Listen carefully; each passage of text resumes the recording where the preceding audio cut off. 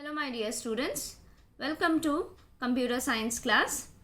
So in our previous video classes we have started with the topic that is nested if statement, so of control statement, and we have already discussed with the if else if statement, which is the format 1.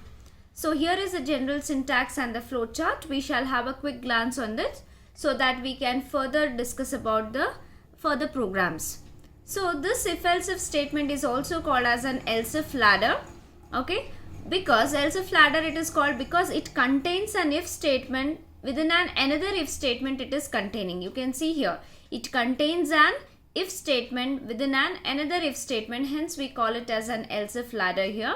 So how it works is, so first the first condition will be checked. If the condition is 1, if it is true, the statement 1 is executed. If this condition doesn't satisfy, the control jumps to the else part. Okay, that is the false part of this if statement. So it comes to the else part. Again, the second condition is being tested. So if this condition is satisfying, then the statement 2 is executed. Else, if this condition doesn't satisfy, the statement 2 will be skipped and control will jump to the else part, which is the false part of this if statement. Like this, it keeps on continuing until it checks for all the conditions. Up to n conditions it can have. If none of the condition matches here, then by default, the control jumps to execute the default statement. So this is how the if else if statement works. Similarly, this is the general syntax, and here you can see the flow chart here. So first condition is being tested. If it is true, then statement 1 is executed. If it is false, the control jumps to the else part, that is the false part of the statement, that is to check the second condition. Again, second condition, if it is true, statement 2, and if it is false, again the statement n. Look at this flowchart clearly. If none of the conditions are satisfying, then the false statement, then default statement will be executed, and then the control jumps to the next statement. Now suppose if any one of the condition is satisfying, let us think that second condition, if it is satisfied, the statement 2 is executed, then the control will goes to that is the next statement. I hope you are able to recall this flowchart and the syntax what we have discussed in our previous video classes. Now I think this program we have already completed to find the grade of the student. One more example I can show you here. How does the if else if statement works? Now let us assume the value of A to be as here as 56, B to as 78, and C value to be as 72. Now simple, I want to find the greatest of three numbers here by using the if else if statement. So I am writing the condition if. Firstly I am checking the comparing the A value with B and C, and among this, okay, whether if A is greater than B I am checking, and simultaneously I am even checking whether A is greater than C. If so, I am moving the value of A to be as largest. Okay, else the control, if A is not the largest among this B and C, then obviously the control goes to the false part, that is the else part of this if statement. Again one more time, if A is not greatest, definitely B will be, either B or C will be the greatest. Therefore I will compare these two values, and as per this, if B is greater than C, I am moving the value of B to the largest, else definitely I will move the value of C as the largest. Now here as I have taken the values here, let us consider the values here. 56 is greater than 78, that is the B value. Whether 56 is greater than 78, here the condition is false. See, once this condition is false, no need to check this condition, because AND operator, what it says, if both the conditions are satisfying, then only this AND condition holds true as a condition. So that is the truth table what we have discussed, that is 1 1, then the overall result is 1. If 1 is 0 or 0 1 combination if we are having, then the AND condition will have the value as overall value as the false, that is 0, isn't it? So here 56 is greater than 78, here the condition fails. So for your purpose, even you can check here, 56 is greater than 72, the condition is fails. So once this condition is failed, definitely the true part will be skipped and the control jumps to the else part. Okay, here I have written its condition is false. So the control comes here. Now look at this part. Now A is not the greatest when you are comparing with B and C. Now I have to compare B and C value directly. So whether B is greater than C, whether 78 is greater than 72, yes, the condition is true here. Once the condition is true, the true part of that particular if statement is the very next statement, isn't it? So the value of B will be moved into the variable known as largest.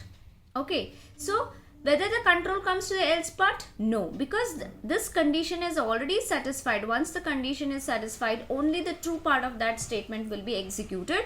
Once the value of B is being moved into the largest, okay, and then control directly skips this else part, control goes to the next statement where I might print the value of the largest. Now similarly, let us take here the example. I'm making here, I have made the B value to be the largest. Now observe here, A value is largest here. A is equals to 100 we are having, okay, and B is equal to 28 and C is equal to 50 we are having. Instead of just taking A, B value, I've just replaced with the values here so that you can clearly understand the working. So if 100 is greater than 28, that means A is greater than 28. Yes, this condition satisfies for me. Once this condition is satisfying, definitely you have to check for this. But here what happened? Here the first condition was not satisfying. So no need, if it is not satisfying, no need to check here. So here it is satisfying. Then you check for this. Whether 100 is greater than 50, yes, the condition holds true in both the cases. That is what the overall answer, I'll get the condition as true here. So in that case, I'm moving the value of A in the variable known as largest. That means if this condition is true, then the true part of the statement is executed. Therefore, the largest is holding the value as 100. So this condition satisfied, true part is executed. Whether the control goes to the false part? No. In fact, the control, once this particular statement is executed, the control will immediately jump to the next statement where I will be printing the largest value is 100 I'll be printing. So this is everything is the false part of this particular if statement. So this if statement, this false part will never execute. Look at the same here, the same segment I have written, but here I have taken the C value to be the largest here. A is 10, B is 50, C is equal to 5000 I have taken. So it's again checking here whether A is greater than B. So that is whether 10 is greater than 50. Now here the condition is false, so no need to check further. Even if you check also whether 10 is greater than 5000, no, the condition is false. So since the condition is false, this particular statement is skipped because that's a true part. So as our condition, it is actually false. So therefore control jumps to the false part. So in false part, we have one more condition, that is if statement. That is what here, what is the value of B? 50. Whether 50 is greater than 5000.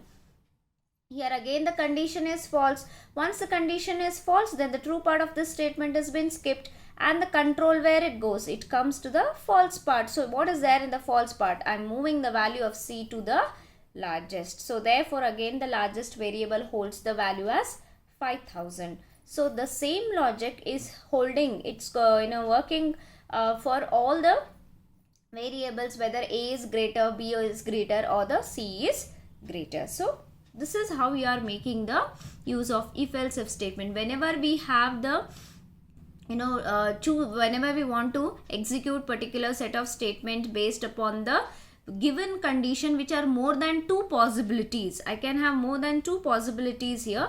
In such cases you can use if else if statement. Suppose if I have only two possibilities, like to find the greatest of two numbers, okay, then you can go for if else statement where it provides you to make the choice between two possibilities, either A is greater or B is greater. Whereas if I have a simple condition, okay, suppose simple if statement, then you have to assume any one of the variable as largest and then compare the second variable with the largest. Okay, but in case of if else if, we are able to compare between more than two possibilities. Any program demands for checking for the condition more than two possibilities, then you can go for the if else if statement. I hope students, you are able to understand this. Now moving on to the second format of the nested if statement. So the second format here, so this structure is an if-else statement within another if-else statement. So the general syntax is here. It contains an if-else statement in another if-else statement. So therefore, this is the second format of the nested if statement. Previously, it would contain an if statement within another if statement, but here you observe. So firstly, let us see the general syntax and the flowchart here, how it is working. Now look at this condition. So if the condition 1 is true, the control goes to the very next statement, which is the true part of the statement, wherein we have the second condition here. Again, so the true part of this condition is this second condition. Again, it is testing. If this condition is true, then the statement 1 is executed, else the statement 2 is executed. Now this else is the false part of this particular statement. Now statement 1 is the true part of the second condition. Statement 2 is the false part of the second condition. Then which is this false part of the first condition? That is this particular else. Understood? Then else, that means what? If condition 1 fails, automatically the control jumps to where, children? That is this else part, not this one. Okay. So for this if condition, if it is fails, the control comes to this else part and check for the condition 3. If this condition 3 satisfied, then the statement 3 is executed, else the statement 4 is executed. So therefore, this is nothing but the second format of the if-else statement, wherein it consists of if-else statement within another if-else statement. Hence, this also we can refer it as an nested if statement, which is the second format. Now, you can clearly understand here. See here, if the first condition is true, that is condition 1, if it is true, where is the control? What is the true part of that? Second condition. Then if it is true, then the second condition has been tested. On satisfying the second condition, if it is true, then the statement 1 is executed, else the statement 2 is executed. Similar way, if the first condition, if it is false, then the condition 3 is being tested. If it is true, statement 3, else the statement 4 is being executed. I hope you are able to understand. Now this one, let us understand with the programming example here. Yes, you can see this one. This is the program to find the greatest of 3 numbers again, but using an nested if second format it is. Okay, so this is the program, you can see.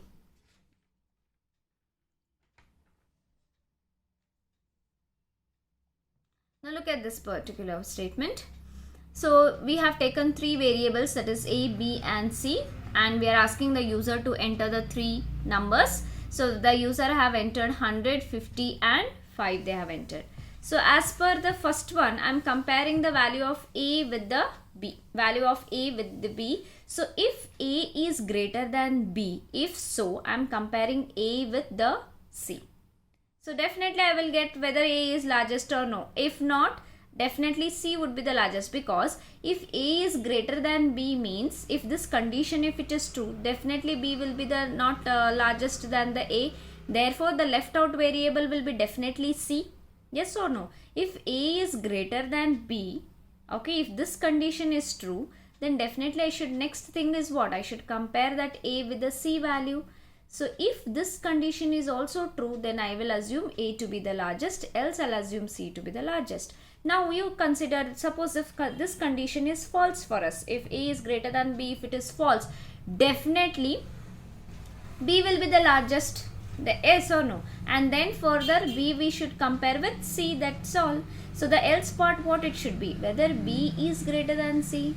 Okay, when A is greater than B, if this condition is false, definitely B value will be the greater. Therefore, I'm comparing here with the C value. If so, I'm assuming B to be the greatest, else I'm assuming C to be the greatest. Now let us assume the value A to be as 100, B as 50 and C as 5. So whether 100 is greater than 50? Yes, the condition is true. Then next I'm comparing the A value with C here. whether 100 is greater than 5. Yes, the condition is satisfying. This condition 1 satisfies. If the true part of the condition is what? The second condition. Again, the second condition is also true. If the second condition is true, as per this, which statement is executed? That is statement 1. As per this, what is the statement 1? So this is the statement 1. So therefore, I can assume A is the greatest. Understood? What if I have taken here the A value 50, B value as 100 and C value as 5? So here what I have to check? Whether 50, A I am assuming as 50, B I am assuming as 100. C remains the same.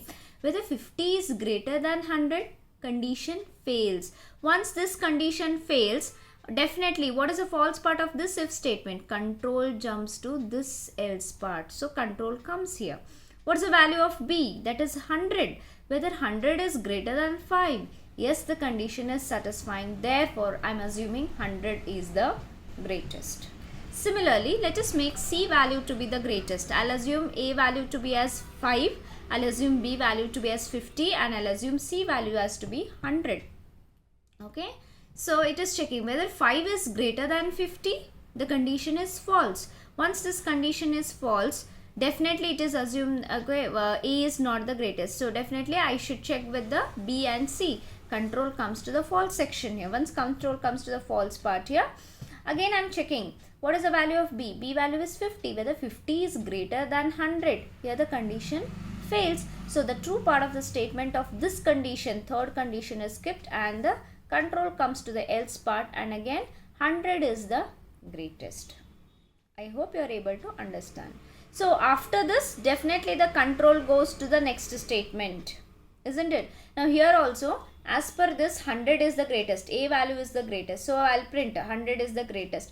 Once this part is executed, nowhere the rest of the statement will be executed, because all these are the false part of this statement. So after that, the control comes to the outside the else if statement. The control directly goes to the next statement, whatever is there, but the rest of the statements will not be executed because they are all considered to be the false part, because already one condition has been satisfied for us, isn't it? So this is how exactly the if else if statement works.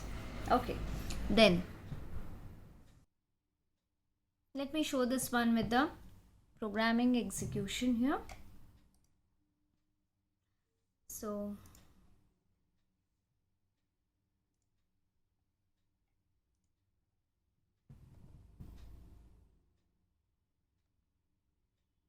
I have already written it.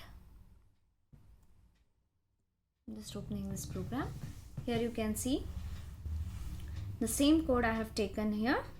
Okay, so I'll just execute this program, compile, 0 errors I got, and just I'll run the code. I'll assume A value to be as 123 and B value as 56 and assume 78, and then I'll provide the see 123 is the greatest. Fine. Now this time I'll make the B value to be the greatest. I'll make it so 23. I'll take it as 456. I'll take this one as 12. Okay, see 456 is the greatest. So I just wanted to show you that the same logic works for all the three variables when you make them as the greatest. So I'll make it as 1. I'll give it here as 58, and here I'll just give 890. Yes, 890 is the greatest. Okay, I hope children you are able to understand the program. Now one more program I'll just explain you. Okay, this is actually the previous, that is the if else if statement it is. So this one, just one example, extra example for the if else if statement. So this is the format 1 of nested if. So look at this program. When I have more than 2 possibilities, then I should go for if else if statements. Okay, isn't it? So look at this program. Input the character. This is the program to find out whether the given character is an letter or a digit, or to find out the special character. See here, input the character. I'm asking the user to input the character. So C in CH. Now I'm comparing if whether the entered character is greater than A and if it is the entered character is less than Z. Isn't it logical? And okay, if it is less than Z, or this is means this is to check the whether you have entered an uppercase. Even if you enter a character as uppercase or the lowercase character, it should detect that it is a letter. For that sake, I am giving this particular range, whether the entered character is greater than capital A. So what is this greater than capital A? This is a character. What is a character? It's a single character which are enclosed under the single quotes. And when we talk about character, it is actually converting with the ASCII value. Okay, internally it will be converted to the ASCII value here. So what is the ASCII value of capital A? That is 65. And ASCII value of this capital Z is 90. Okay, capital A is 65, like that. B is 66, C is 67, like that. Z up to 90 it comes. ASCII value of small a, it is 97. Okay, so up to Z it will come as 122. Okay, the ASCII value of 0, it is 48, and the ASCII value of 9 is 57. Okay, so everything, whatever character you enter, it will be converted in the form of ASCII value. Now, if the entered character, if it is greater than A, capital A, and if it is less than capital Z, or the entered character is greater than smaller a and less than the Z, that means it is giving you the range. For you it is uppercase A, uppercase Z. This is lowercase and this is also lowercase z. But for the computer, these are all values will be converted. That is, it is providing the range between 65 to 90. Here the range, if it is 97 to 122. Suppose if you give any input character as R, if it is falling within the range of 65 to 90 or 97 to 122, it detects that it is a letter. This is how it works. Okay. Now suppose if you give the value as 6, the ASCII value of 0 is what I said, 48 to 57. So the 6 value falls within the range of 48 to 57. Therefore, it detects that it is a digit. Else, suppose if you press any special character like plus, minus or something like that, definitely it will assume that it is a special character. Isn't it? I am having the more than 2 possibilities. In such case, I need to use if-else if statement. Now look at this. Okay, I'll just compile this and then I'll just run the code. Now here I'm going to enter the capital letter B. So what is the ASCII value of this capital letter B is 66. So what I should get the output, that it is a letter. See, it is detecting it is a letter. Now input the character. Character is single character. It's not like it's not a string. String is nothing but the sequence of characters. One more time I'll just run with taking with a different value. I'll take this time as small d.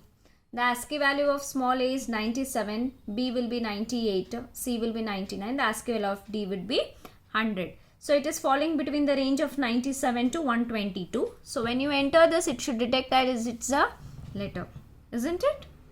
So then, what about with the digit, whether it works or no, we should check, isn't it? Now I am giving the value as 2 here. Now what is the value of ASCII value of 0 to 9, that as I have given as 48 to 57 I have given. When I enter the 2, since the ASCII value of 2 falls within that range, it detects that it is a digit. Now we will see further whether it detects for the special character or not. We'll see. See, here I am just giving the as plus I am giving. We'll see. See, it's a special character. So this is how you can use the if-else if statement depending upon the program situation, like depending upon the conditions what you are using. So this is all about the that is the nested if statement, that is format 1 as well as the format 2.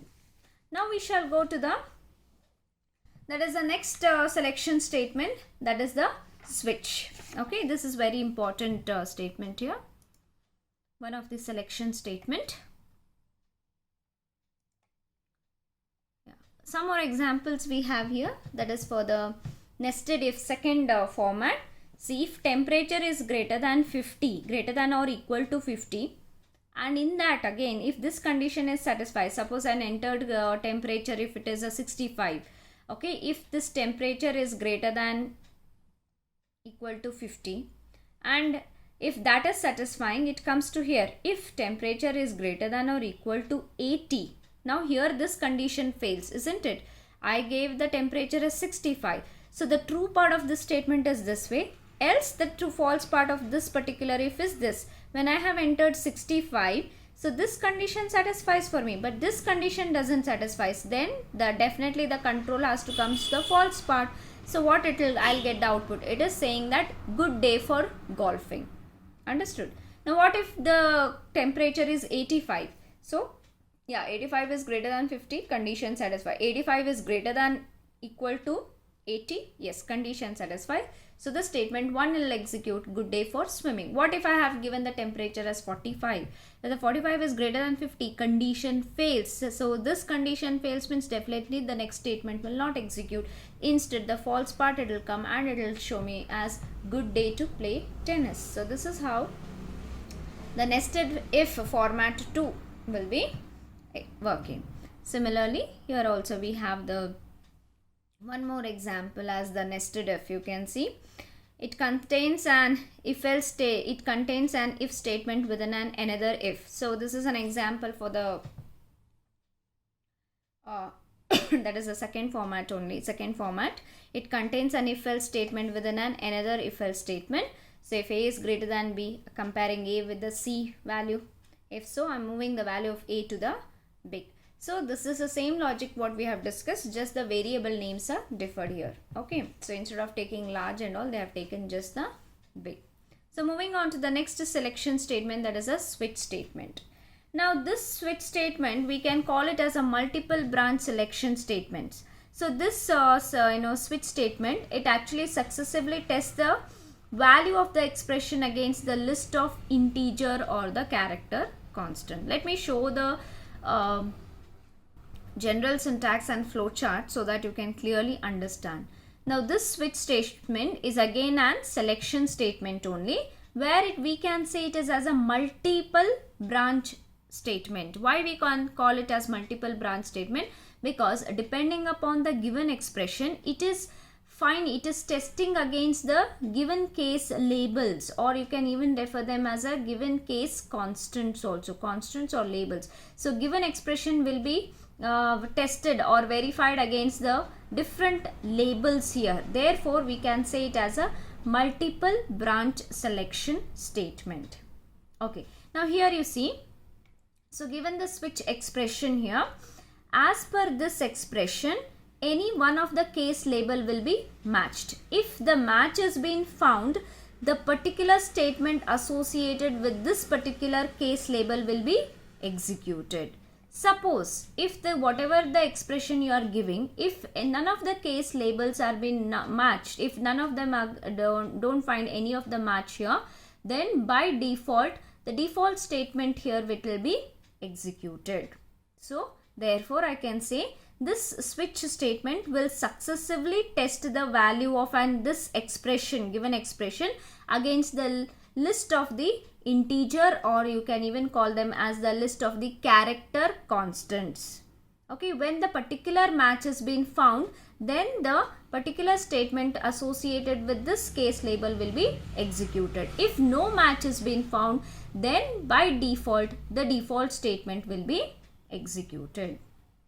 Okay, now same way this switch expression can be same, we can explain even in the flowchart also. Whatever the expression is given, expression in the sense condition. So therefore I am using the rhombus here. So is expression, it will match with this particular case label, it will match with the, or you can even call it as integer constant. So this case label, whatever you are seeing, see case label 1. Now this is an integer constant, label 1, label 2, label n, these are the constants, we cannot change the name. So they can be integer or they can be even character types also, like case A, case B. Okay, but it doesn't work for the floating point like case 1.1. No, they won't work for this. They will work only for the integers and the character. When I explain about the programming concepts, you can clearly understand that.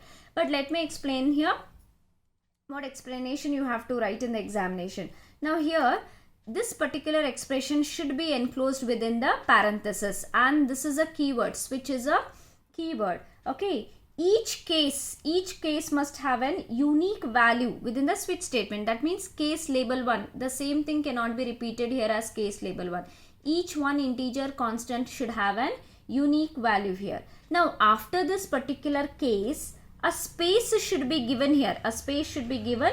Then you have to specify the label or the constant, and then it should be followed by the colon. Now this is a syntax. This is how we have to write. One example I'll show you here so that you can clearly understand.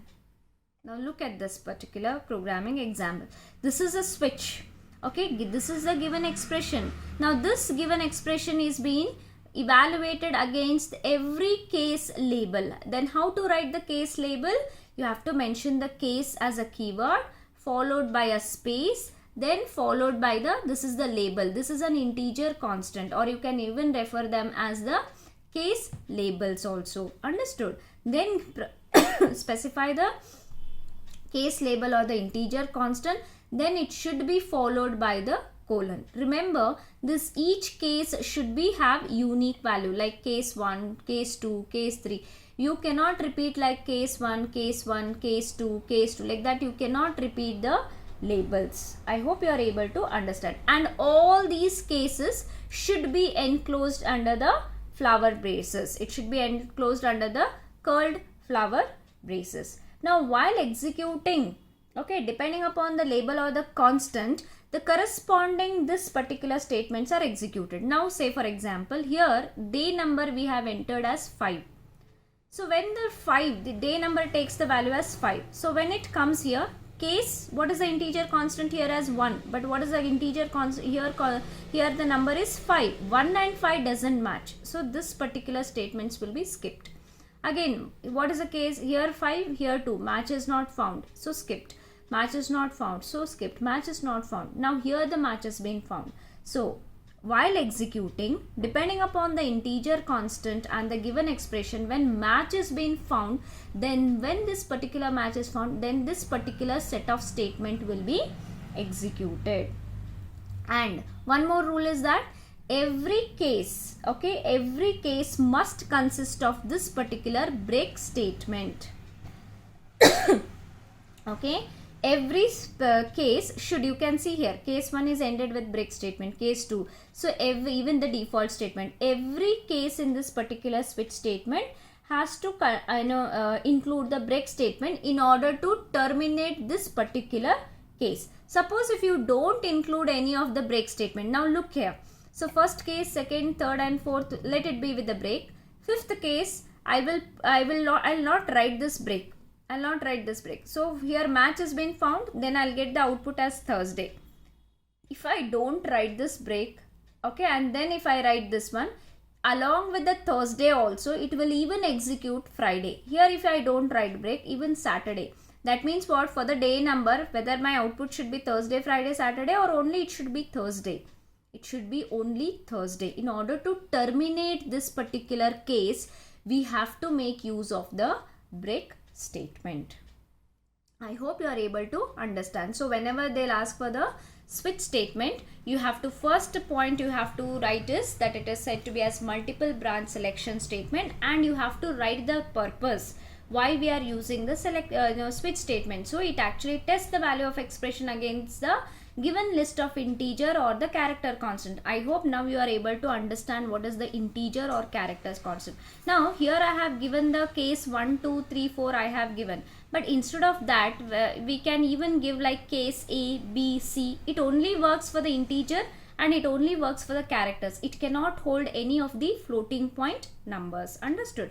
After that, you have to draw this particular general syntax, draw this particular flowchart, and then explain with all these points. Just now I have explained, okay, how to write the cases. Okay, it should all be included under the curled braces. Okay, so